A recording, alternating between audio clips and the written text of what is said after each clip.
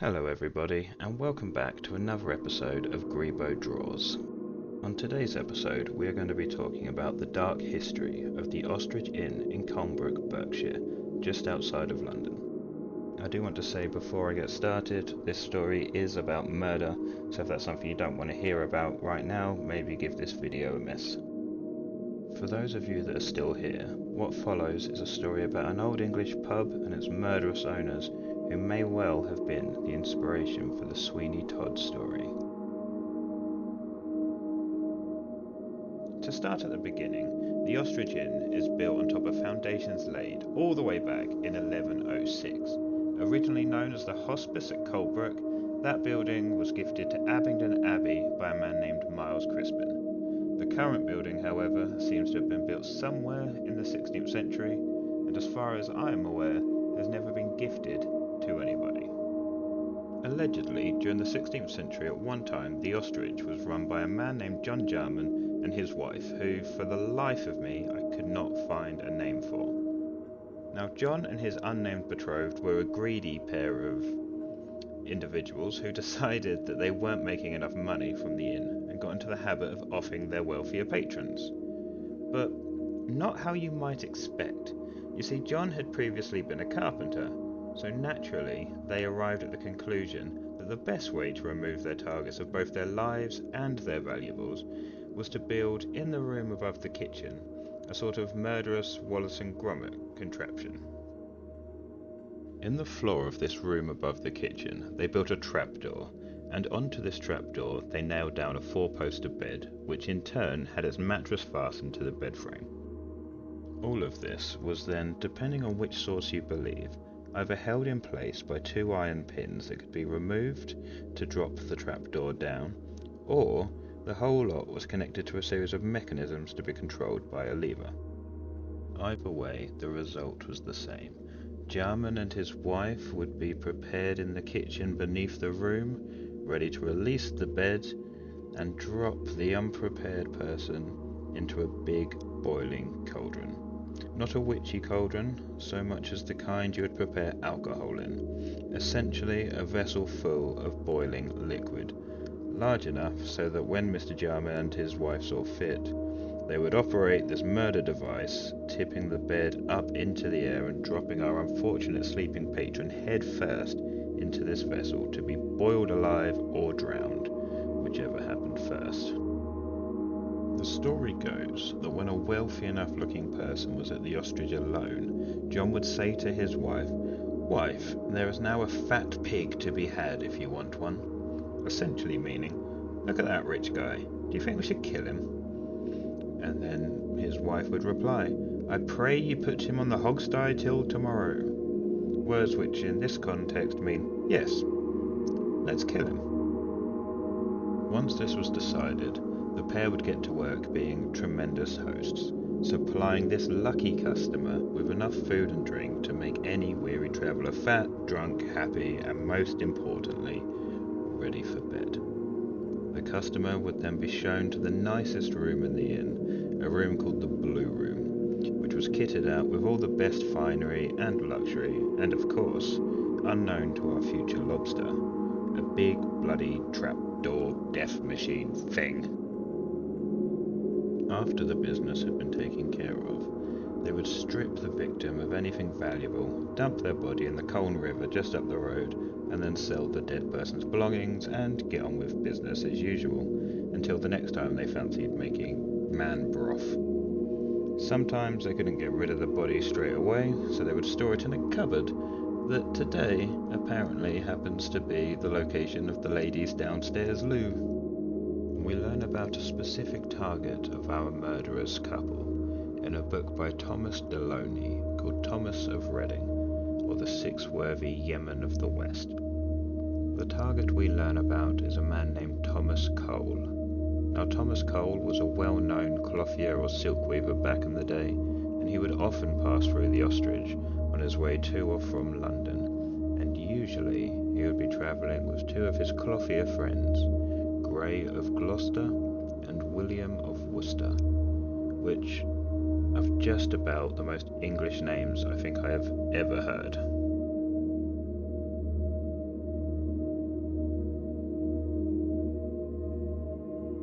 There were times, however, when Thomas Cole visited by himself. The first time Cole visited alone, he most likely would have become a victim of the Germans if his friend Grey of Gloucester hadn't arrived unexpectedly. The Germans only targeted solitary victims to keep their murders inconspicuous. The second time Cole visited alone, he was awoken in the night by horses running outside, and I guess went for a walk or something. It doesn't really say, but this stopped him dying. The third time, supposedly John Jarman himself woke Cole to help settle a dispute about dice. I'm not sure why, but that's the story. The fourth time, Cole came down with something and was taken away for medical attention. And the fifth time, Cole apparently was very depressed. His horse suffered a broken leg on the road, so he had to get a new horse.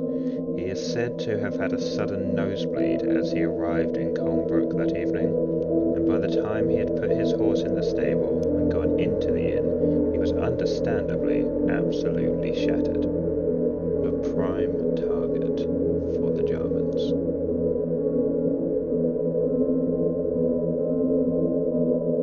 Now in the story, Cole is so done in by his awful day that he won't even eat, and the innkeeper and his wife are seemingly concerned and ask him what's wrong with him. He starts talking about his wife and his daughter and explains that his wealth is too much for just the three of them, saying that in conscience my wealth is too much for a couple to possess, and what is our religion without charity? He goes on to say that a man named Tim Dove is deserving of charity because he basically thinks he's a great guy and he's recently lost everything, so he asks his host for a pen and ink because he wants to write a letter.